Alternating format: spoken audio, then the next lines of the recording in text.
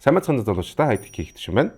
Өнөөдөр бид Nvidia-гийн RTX 5070-ыг AMD-гийн RX 9070-тай харьцуулан аль нь илүү оновчтой сонголт болохыг олцгоё. Тестнүүд рүү орохоос өмнө картуудаа танилцуулах зүйтэй.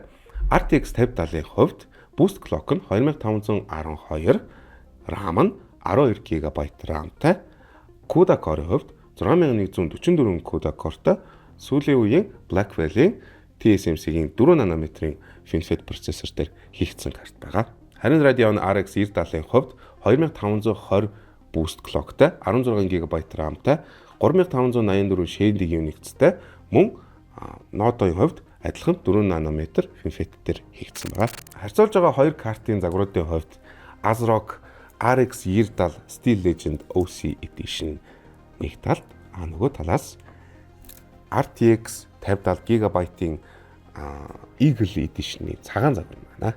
Картны загваруудыг харьцуулбал аль аль нь илүү дутуу юм байхгүй 3 сенстэй. Тэжээлийн залгуурын хувьд Nvidia нь 12 пин залгууртай, харин AMD нь 2 шиг 8 пин залгууртай.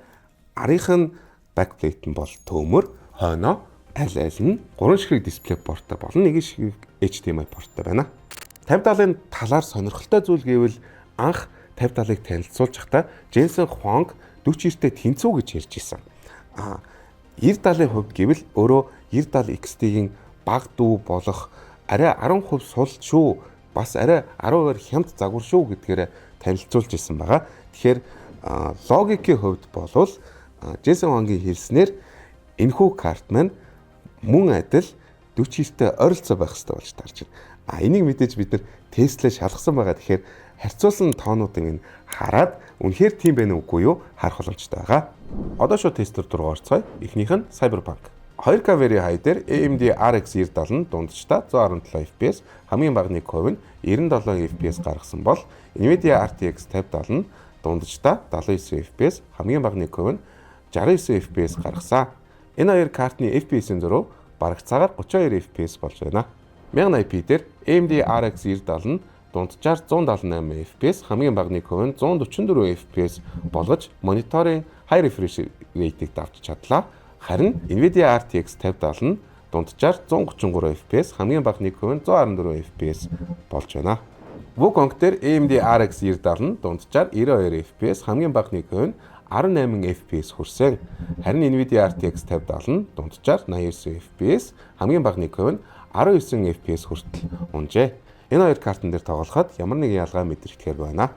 Indiana Jones тоглоомын 2K дээр AMD RX 9070 нь дунджаар 153 FPS, хамгийн бага нэг хувь нь 125 FPS болж байна. Nvidia RTX 5070 нь дунджаар 137 FPS, хамгийн бага нэг хувь нь 119 FPS гаргасан. 1080p дээр AMD RX 9070 нь 193 FPS дундаж, хамгийн бага нэг хувь нь 164 FPS гаргасан. Nvidia RTX 5070-ийн хувьд өөрөө 13 FPS-ээр сул дунджаар 180 FPS, хамгийн бага нэг хувь нь 151 FPS гаргаж 4070 Ti Super-ийн дээр бас гарлаа. Дараагийн тоглоом нь RDR2. 2K дээр AMD RX 9070 нь дунджаар 76 FPS, RTX 5070-ийн хувьд 57 FPS гаргасан байна.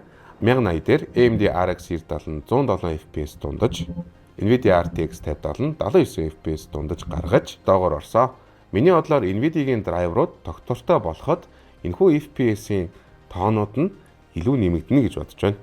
Monster Hunter Wilds-ийн 2K дээр AMD RX 9070 нь дунджаар 91 FPS, Nvidia RTX 5070 нь дунджаар 80 FPS гаргасан. 1080 дээр AMD RX 9070 нь дунджаар 121 FPS гаргасан бол Nvidia RTX 5070 нь 103 FPS гаргасан байна. Энэхүү тоглоом нь графикийн болон растерын хувьд өндөр шаардлага тавьдаг, мөн маш их хэмжээний геометртэй, маш их хэмжээний растер чадал шаардсан тоглоом учраас 9070 нь илүү гарах нь аргагүй байгаад байна. Гэхдээ аль аль карт нь болвол хангалттай 100 FPS-с илүү гаргаж байна. Хамгийн сүүлийнх нь CS2. 2K Very High дээр AMD RX 9070 нь дунджаар 245 FPS, хамгийн бага нэг хувь нь 158 FPS гаргаж байна. Nvidia RTX 5070 нь 235 FPS дундаж 127 FPS, хамгийн бага нэг хувиар гаргаж байна. 1080p Very High дээр Nvidia RTX 5070 нь дунджаар 390 FPS, хамгийн бага нэг нь 205 FPS гаргасан. AMD RX 9070 нь 369 FPS дундаж хамгийн бага NICO нь 207 FPS гарлаа. Дөрийг арцхан 960 Very High дээр AMD RX 970 дунджаар 504 FPS, хамгийн бага NICO нь 243 FPS гаргалаа. Харин Nvidia RTX 5070 нь 502 FPS дундаж 240 FPS хамгийн бага NICO-г гаргаж энэ тэнцүү байж чадлаа. Тестүүд нь дуслаа. Эндээс юу ойлгож болох вэ гэхээр өнгөрсөн жил RTX 4070 Super авсан хэрэглэгчид ялагчд болж чадлаа. Учир нь үзүүлэлтээр шинээр гарсан RTX 5070 нь өмнө гарсан RTX 4070 Super-тэй гүйцэтгэл бүтээмжээр ойролцоо. Тэгэхээр шинжлэх гээд ярах хэрэггүй. Нөгөө талаас RTX 5070 нь цэвэр растер чадал болон бүтээмжээр өмнөх үеийн RTX 40-ийн хаач хүрэхгүй.